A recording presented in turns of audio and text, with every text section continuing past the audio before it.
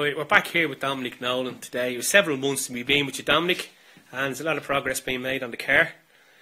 Body's down, that's the last time we were here with you.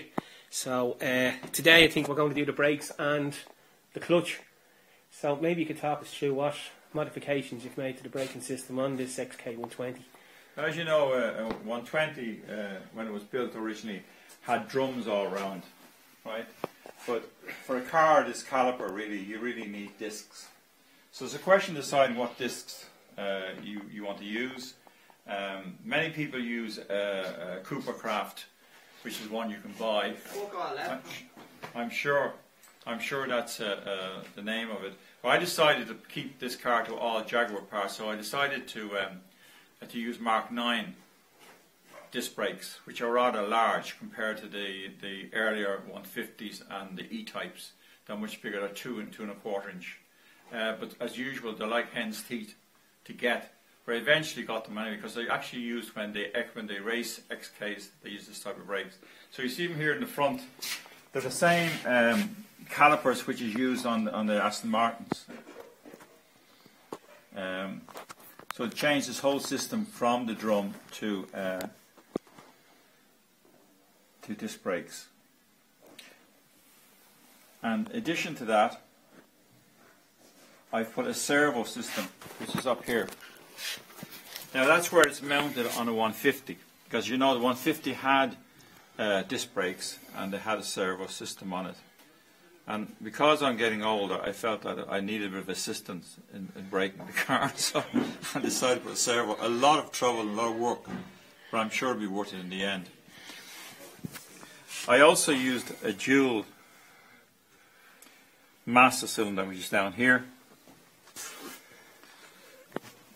And there's one which is off a truck, and as you see, I've cradled it in a piece of steel.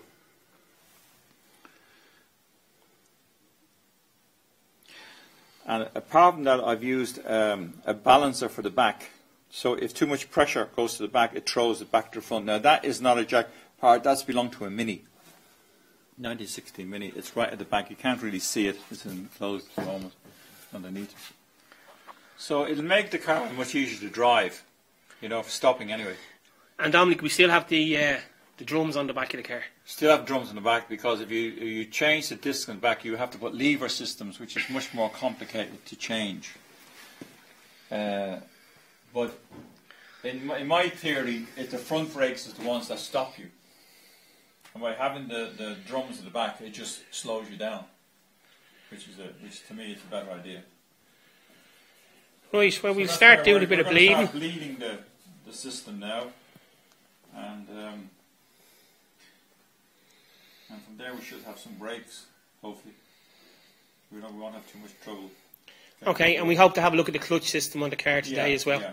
Again, on the clutch system, I've used a diaphragm clutch instead of the springs. And that's why I'm concerned that with the diaphragm clutch, it's possible that you might just go too far forward with it. We might have to put a stop on it, or we might get away with it, I don't know. Again, which makes it easy for changing gear.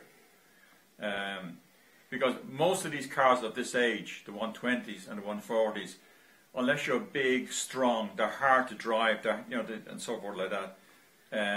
But with this system, with diaphragm clutch, it's easy to change, compared to the spring type of the 50s.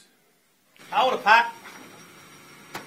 Now at the moment we're actually bleeding the brakes, and because there's a servo system, we're cracking the nut on the top of the servo, which should bring the fluid up to the top.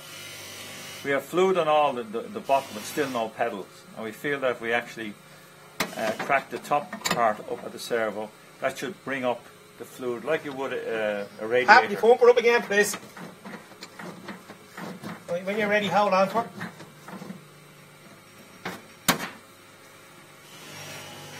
I don't know whether you can see this or not, but you might get a mouthful of fluid here.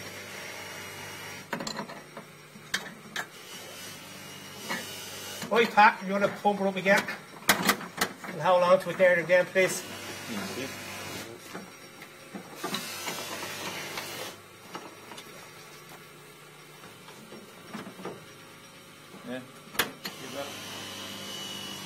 I was doing the car I didn't get a water pump at the engine, so I put in an XJ6 water pump, as such, right? Which is a larger pipe coming out of it, and there's a better vein in what there would be in the 120. So I decided that I only use electric fan, because as Jaguar built their cars, the E-Type, they only use electric fans. They didn't use a mechanical fan whatsoever. So because of that, I put a Kenlow fan on it, which comes on, you know, when the car hits the temperature in which we require, say, 80 or in the case of the day. So that's where we are at the moment. And I've mounted in the front, and it draws air. They're quite simple now. They actually have ties which go through the radiator, and it fixes directly onto it. And then you have a thermostat, which is just here, and this knob goes on top of that.